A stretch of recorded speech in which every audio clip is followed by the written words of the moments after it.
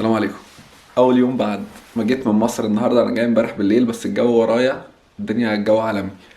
الشمس طالعه والجو حلو. فالنهارده حسيت احساس يمكن رخم شويه عشان كان زماني بفطر مع اهلي وكده، بس الدنيا بتعدي. اتعودت على كده يعني.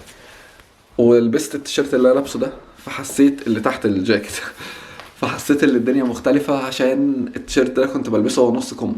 الكتف كان مختلف، الدراع كان مختلف، البطن دلوقتي بدأت تبوز عشان بقالي كتير طبعا مفيش تمرين. فهنعمل تحديات مع بعض من اول يوم التلات او الاربع او الفيديو الجاي اللي هيبقى عن الجيم يعني. فهنزل دلوقتي اشتري الحاجات اللي انا بجيبها عشان الجيم اللي بستخدمها، والنهارده اول تمرينة هتمرنها واجاوب على اسئله الكونه تحت عشان ما نفوتش الجو اللي تحت ده. يلا بينا يا جماعه. اللي ما يعرفنيش، انا اسمي احمد جلال وعايش في المانيا من فتره 8 سنين تقريبا. فاللي عايز يعرف ازاي وصلت المانيا وده كله يروح يشوف البلاي ليست اللي فيها قصتي للسفر لالمانيا، هسيبها لكم فوق. واللي لسه جديد في القناه ممكن ينزل يعمل سبسكرايب ويفعل الجرس عشان يشوف الحاجات اللي جايه. ونخش في اسئلتكم بقى.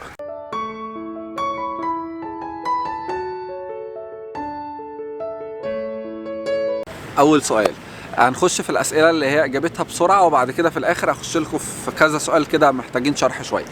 انا شغال ايه؟ فتنس ترينر، قلتها في اول فيديو. تاني حاجه، الطلاق في المانيا ما بيتمش على طول، بيبقى في سنه اللي انتوا تنفصلوا عن بعض، وبعد كده بعد السنه بيبقى في طلاق رسمي. تالت حاجه، في سؤال تاني بيقول انت ازاي جبت كام في الثانويه العامه؟ انا في تانية ثانوي جبت 67%، كنت فاشل، وفي ثالثه ثانوي جبت حاجه و90%، فكله مع بعضه بقى في حدود 82 حاجه زي كده. دخلت كليه تجاره، فبعد كده انت ممكن تخش تشوف قصتي للسفر لالمانيا، هتعرف الدنيا مشيت ازاي. في سؤال تاني بيتكلم وضع المراه في المانيا او كده، ده محتاج فيديو كامل ان شاء الله، هعمله الفيديو اللي جاي او اللي بعده. في سؤال بيقول لك انا ازاي اتجوز المانيه او اجنبيه عموما بالفلوس؟ بص بقى يا معلم، هنا عشان تتجوز حد بالفلوس هتلاقي جنسيه مثلا بلغاريه، رومانيه، الحاجات دي كلها، او في ناس عرب مش تمام ممكن يطلبوا منك تدفع فلوس وتتجوزهم. لكن لو عايز حد مثلا محترم وتبني اسره، طبعا ده مش هتلاقيه. لو عايز حد الماني يقول لك بالفلوس، مش هتلاقي. ممكن تلاقي حد الماني بس من اصل مش الماني يعني، عشان الناس دي مش محتاجين ان هم يتجوزوا بفلوس وده كله. فدي صعب جدا عشان تلاقيها. لكن لو حد تاني عايز يتجوز جواز باحترام، فعايز تعرف انت هتعمل ايه، هقول لك انت تعمل ايه. اتعامل مع الناس دي كبني ادم، بمعنى ان انت ما تتعاملش ان هم بيحبوا العرب، هم عادي جدا، العرب مليانين هنا وفي ناس مش عارفه تتجوز.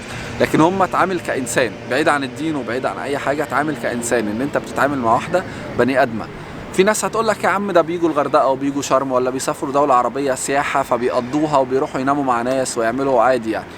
بص يا معلم، ما تفتكرش اللي دي شطاره انك تروح تنام مع واحده ولا تروح تعمل حاجه مع واحده وفي الاخر خالص تقول لا يا عم ما هم بيعملوا هم مقضينها. الناس دي بتضحك عليك، مش انت اللي بتضحك عليهم. بمعنى ما تفتكرش ان انت اما تعمل كده انت اللي عايز كده، ممكن تكون هي اللي عايزه كده بمجرد اللي هي في اجازه، مش فارق معاها الحاجات دي هنا، مش بالنسبه لهم لناس كتير ولا عيب ولا حرام. نازله اجازه اسبوع 10 ايام، فبتصرف فلوس وبتتفسح وبتخرج ترقص وبتعمل الحاجات دي، وبالمره بتعمل الموضوع ده بجانبها يعني. ما تفتكرش ان انت كده انت اللي ضحكت عليها، ممكن تكون هي اللي ضحكت عليك وراحت عملت كده، وبعد ما بتسيبك بتعمل لك بلوك من على الواتساب ولا الفيسبوك ولا الحاجات دي وبتكبر دماغها يعني. ما تفتكرش ان انت كده بص انا اللي عنتر شايل سيفه اللي سافرت روما وعملت اللي انا عايزه يعني. الوضع مختلف تماما. ابقى بني ادم انسان، اتعامل مع الناس دي كانسانيه، الوضع بيختلف تماما. حاجه بقى تانية، سؤال تاني، المهن الحرفيه، نجار، نقاش، حداد، ميكانيكي، الحاجات دي كلها. بص كل المهن دي مطلوبه جدا في المانيا، بس المشكله الوحيده اللي انت لازم تبقى واخد شهاده معترف بيها. يعني لو انت عندك خبره في الحاجات دي كلها وجيت المانيا عملت اوس بيلدونج ونجحت فيه والدنيا هتعدي، بما انك اللي انت عندك الخبره في المهن دي، فانت هتعدي السحاب بالمهن دي. هنا مثلا الميكانيكي سعر الساعه بتاعته عاليه جدا جدا فوق ما تتخيل يعني. فانت لو انت صاحب مهنه او مهنه حرفيه من دي، ممكن تيجي هنا تعمل اوس بيلدونج. تيجي ازاي ممكن نتكلم فيها في فيديو تاني. وتشتغل في الحاجات دي وتعمل اوس بيلدونج، فهتعدي ان شاء الله يعني. هنا مجالها عالي جدا ومستقبليه عاليه جدا برضه. في سؤال بيقول انا في معهد فولكس هوخشوله ب 260 بس الكورس بس، وحاجه تانية في هايدلبرج 945 شامله اللغه والسكن والاكل والمواصلات والتامين الصحي، تنصحني بايه؟ اول حاجه روح باللي هو 945 يورو شامل الحاجات دي كلها، هيبقى افضل لك. وبعد كده وانت موجود ممكن تقارن لو لقيت سكن تاني في منطقه كويسه وده كله، وهتقارن برضو السكن والاكل والمواصلات وده كله. لو لقيتها هتبقى توفر معاك خلاص انقل، ما لقيتش ده هيوفر معاك خليك في اللي انت فيه. بس 945 يورو في كل حاجه، لا الحاجه هتبقى كويسه جدا والسعر مش غالي يعني، وانت لو اشتغلت شويه هتوفر منه كتير. في سؤال تاني ما كنتش حابب اتكلم فيه بس هجاوبه، انت اهلاوي ولا زملكاوي؟ لا انا اهلاوي، وكنت زملكاوي لغايه سن 6-7 سنين، ووالدي زملكاوي، وفي ناس في العيله عندنا كتير جوازات اخواتي زملكاويه، فبحب الاهلي جدا جدا فوق ما تتخيلوا. بس في نفس الوقت بحترم الزملكاويه جدا عشان اهلي وابويا وكتير جدا في العيله عندنا زملكاويه.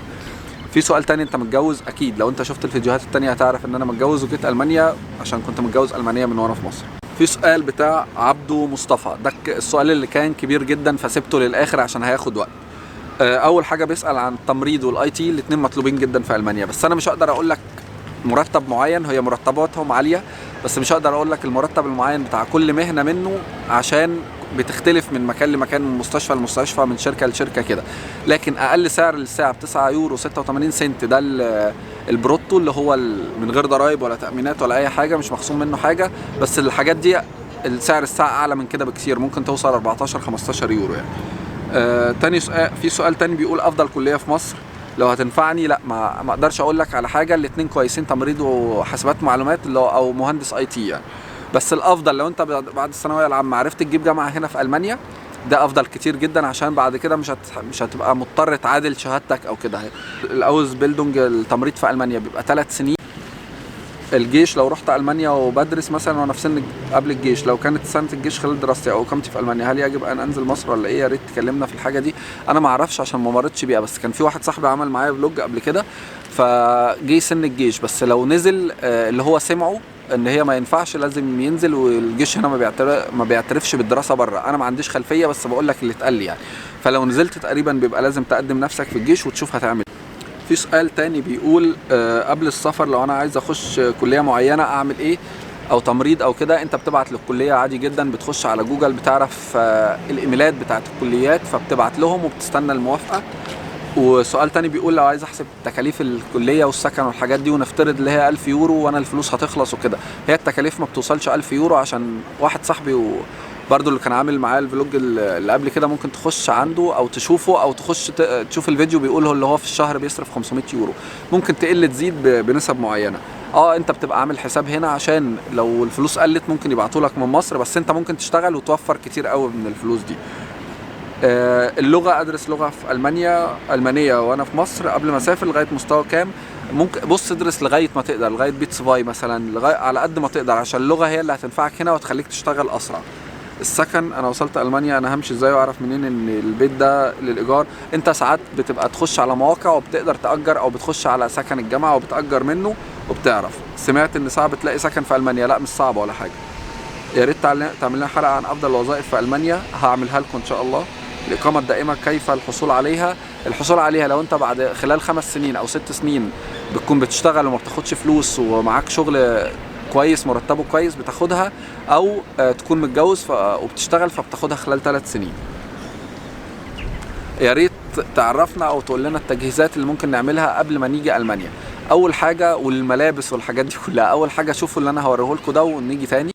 بصوا يا جماعه، من اهم الحاجات اللي انت تاخدها وانت مسافر عشان دي مهمه جدا، الشطافه. هنا دي الشطافه، بس انا عشان ما ينفعش افتح لكم الحمام احتراما ليكم يعني، بس الشطافه دي من اهم الحاجات اللي انت تجيبها من وانت مسافر من مصر، او سواء تجيبها تركبها من هنا. وهنا عندي فيه راديو في الحمام. دي اهم حاجه اللي هي الشطافه في المانيا. عشان انا قبل ما اجي هنا قلت لمراتي اللي هي لو ما فيش شطافه انا مش هاجي المانيا ومش هقعد، عشان لو ما فيش شطافه، لو انت من النوع اللي بتقرف هتحس الموضوع مقرف، اللي انت كده يعني من غير اي ميه، يبقى الموضوع مقرف جدا وهيجي لك انتفاخ وهيجي لك قرف وحاجات كده، عشان الحاجات دي حصلت لما الشطافه كانت بايظه لمده يومين بس.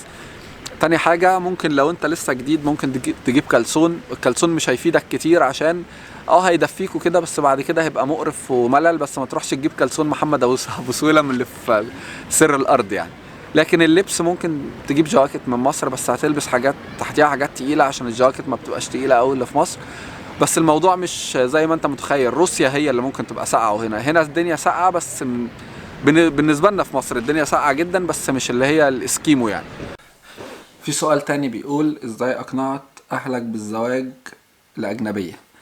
بص، هو الموضوع في الاول اصلا انا ممكن ما كنتش مقتنع بيه، في الاول ما كنتش مقتنع لغايه ما اتعرفت عليها اكتر وعرفت الشخصيه.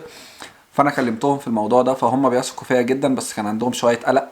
طب الدين، طب المعامله، طب هناك هم زي اي حد مصري بيعتبروا الناس اللي بره كانوا فاكرين عنهم حاجه تانية خالص، والتفكير كان مختلف ان هم ناس مقضيينها والجو ده. لكن الحقيقه لغايه ما اقنعتهم وكده، بس الرفض ما كانش بطريقه كبيره يعني، عارف اللي هو تقريبا ما كانش فيه رفض، كان فيه قلق بس مش اكتر. لكن بعد ما شافوها وزي ما حكيت لكم، فالموضوع لا بقى تمام. في سؤال تاني بيقول هل اقدر في المانيا افتح بيت واتجوز في نفس الوقت ولا صعب؟ لا، الموضوع هيبقى صعب جدا، عشان انت بيبقى ليك محدد عدد ساعات معينة، وبيبقى تقريبا اغلب ايام الاسبوع فيها جامعة ما عدا اليومين بتوع الفوخن اندا. فالموضوع هيبقى صعب جدا يعني، عشان الدنيا هتشتغل مثلا لو اشتغلت ب 500 يورو، ولو حاولت تشتغل جنب الجامعة تاني شغل اسود، فمش هتركز في الجامعة ولا في الدراسة ولا اللي انت تجيب فلوس كتير. وهم تقريبا ممكن ما يدوش اقامة ليك اللي انت او لم شمل اللي انت تجيب زوجتك وانت في الدراسة، عشان موضوع الماديات هيبقى كده، هيبقى صعب الا لو انت معاك فلوس اصلا تغطي اخر سؤال، عشان الاسئلة كتير جدا، انا جاي لي اسئلة كتير، فلو قعدت اجاوب مثلا على كل سؤال دقيقة وخلصت الاسئله كلها في فيديو واحد، ممكن الفيديو يعدي مثلا ساعه ولا كده، واكيد انتوا هتملوا واكيد مش هتتفرجوا على ده كله، فهقسمها لكم على فيديوهات. او ممكن بقى وانا بعمل الفلوج يبقى فيه اسئله في الوسط اجاوب على مثلا سؤالين ثلاثه كل فيديو. في سؤال تاني بيقول ايه الحاجات اللي اتغيرت في شخصيتك بسبب السفر وتفتكر كانت هتتغير لو فضلت في مصر؟ لا، في حاجات كتير اتغيرت في شخصيتي لو كنت في مصر ما كانتش هتتغير. اولها اللي انا طريقه تفكيري في الشغل بقت مختلفه، اللي انت مثلا لو عايز تشتغل 8 ساعات، هنا بياخدوا منك ال 8 ساعات 8 ساعات، في مصر ممكن 8 ساعات انت بتنتج فيهم ساعة ونص ساعتين، طبعا مش كله بس في الغالب. تاني حاجة الواحد بقى مرن في التعامل مع الناس. تالت حاجة الإنسانية بقت بزيادة، اللي انت ما تبصش لكل حد اللي هو لأ من أول انطباع كده تقول ده وحش أو حلو، لأ لازم تعاشره، لازم تعرف حاجات كتير. الدنيا بقت اللي انت متحمل مسؤولية أكتر من الأول بكتير. عرفت قيمة أهلك بزيادة، عرفت قيمة مصر برضو بزيادة، اللي انت تبقى مع في وسط أهلك وأصحابك. بس التفكير بقى عملي بزيادة يعني، الموضوع العاطفة بقت موجودة بس في جزء من حياتك، لكن حياتك كلها بقت تفكر فيها عملي اكتر يعني. زي ما قلت لكم ان شاء الله الفيديو الجاي يوم الثلاث او الاربع هيبقى موضوع الفتنس، والفيديو بتاع يوم الجمعة او السبت اللي جايين هيبقوا فلوج من العاديين، بجانب اللي انا هجاوب على بقية الاسئلة بتاعتكم. يلا، سلام عليكم.